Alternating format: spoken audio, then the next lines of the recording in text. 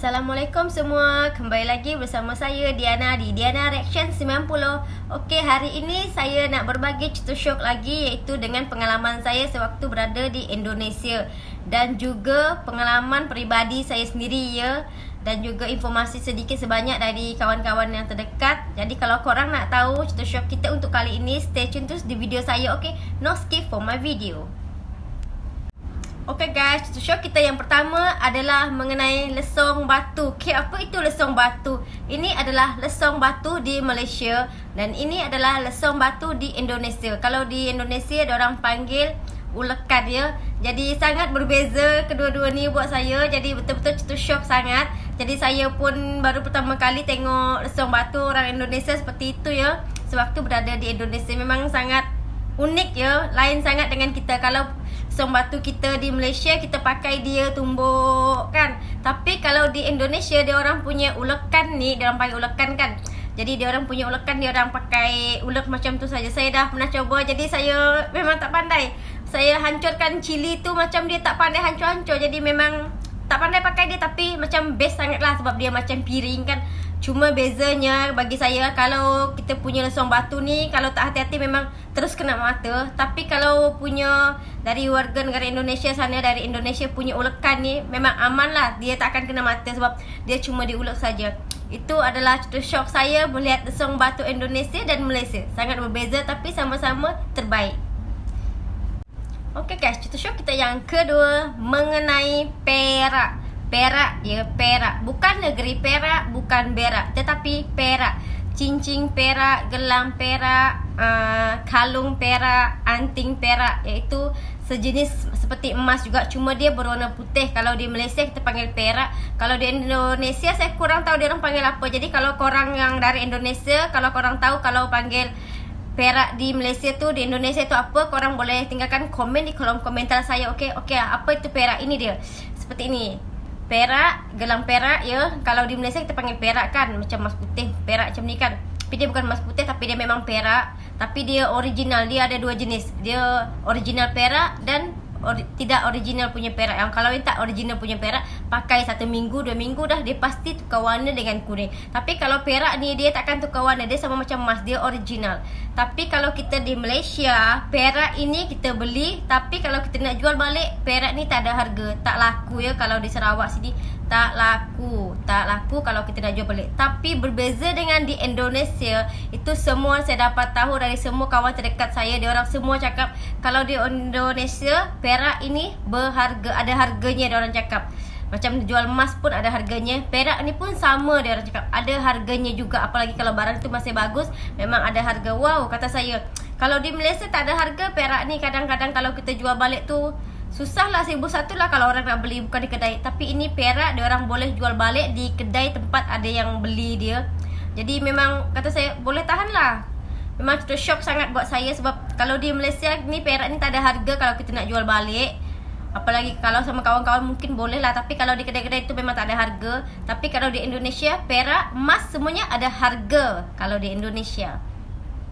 Okay guys, perbezaan dan cerita syok kita yang ketiga mengenai sambal belacan. Okay, sambal belacan Malaysia korang pasti tahu macam mana, dan sambal belacan Indonesia pun mungkin korang dah tahu juga sekarang macam mana, sebab sekarang dah viral, banyak orang biasa.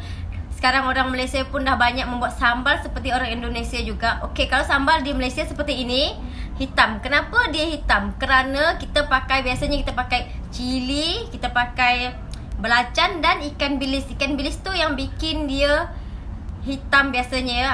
Ini sambal belacan kita di Malaysia. Tapi berbeza dengan di Indonesia. Sambal belacan di Indonesia dia warnanya merah, kerana biasa dia orang membuat sambal pakai cili, bawang putih, bawang merah, tomato harus ada ya. Kalau setiap dia orang bikin sambal belacan ni harus ada tomato dan juga belacan. Jadi sebab tu dia orang punya sambal belacan dan merah, berbeza dengan sambal belacan kita di Malaysia.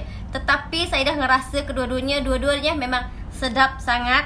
Dua-duanya memang ada perbezaan rasa apa, tapi sama-sama sedap.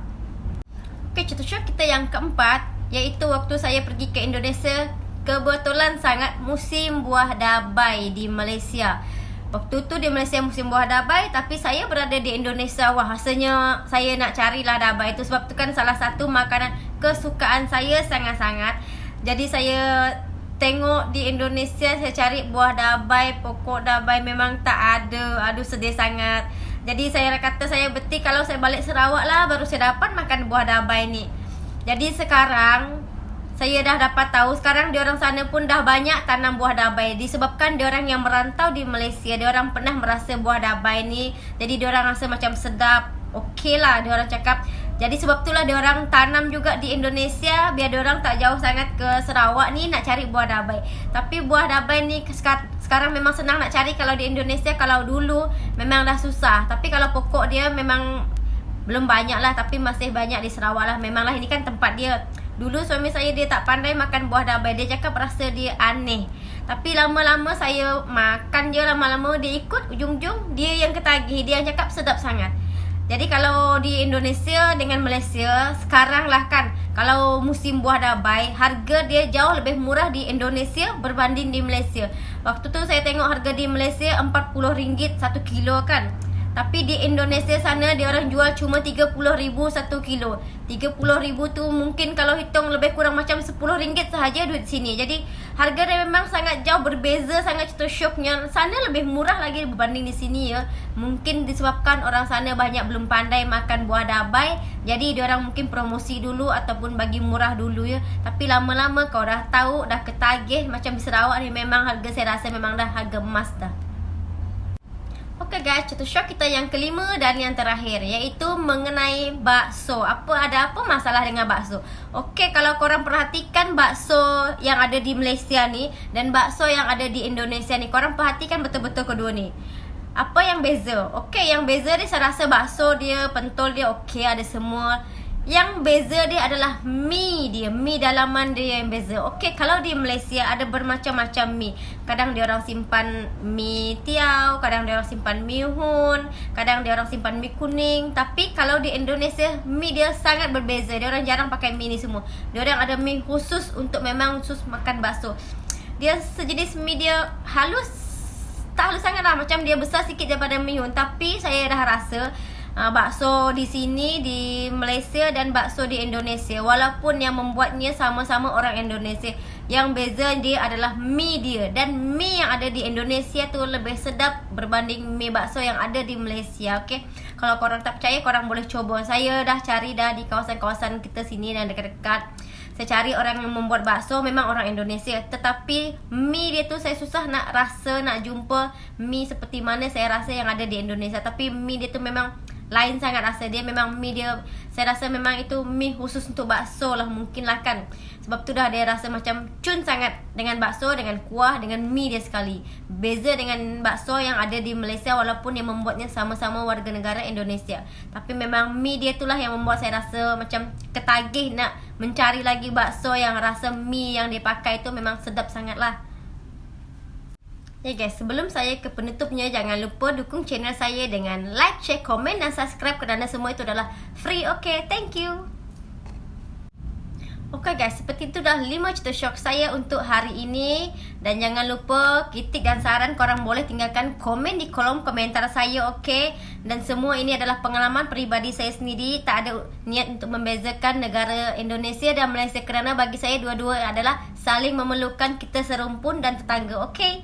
Seperti itulah saya punya tu syok untuk kali ini. And thank you for watching my video. And Assalamualaikum semua, bye-bye.